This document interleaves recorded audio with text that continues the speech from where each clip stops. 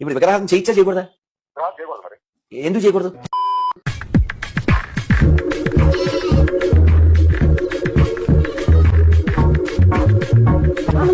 అమ్మా గంగారాం తల్లి, నా కోరిక నేను నెరవేర్చు తల్లి.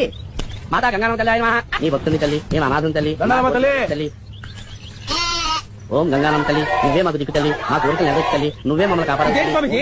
మీరు ఇక్కడ మైదానం మీద ఆడితే ఈ పిచ్చి జనం ఏంటి? కొబ్బరికాయ కొట్టి పూజ చేసి అగ్రతలకి ఇచ్చేస్తారు. నీ కండగా ఎంత బాధ్యత ఉందా? చాలా సత్యంగా తల్లండి. ఈ తల్లికి మొక్కుంటే 1 కోటి రూపాయలు లాటరీ తగిలిందంట. అవ్వ అమ్మో రాలేసింది. అమ్మా నీకేం కావాలో చెప్పు తల్లి.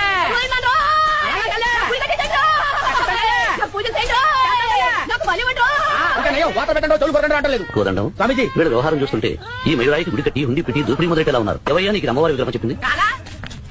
మా చూసంటే కండవారా ఇది. మైందా చూడండి, 100 కిలోమీటర్లు వెళితే మైసూరు వస్తుంది. ఇంకో 100 ఏళ్ళు గడిచినా మీకు జ్ఞానోదయం రాదు.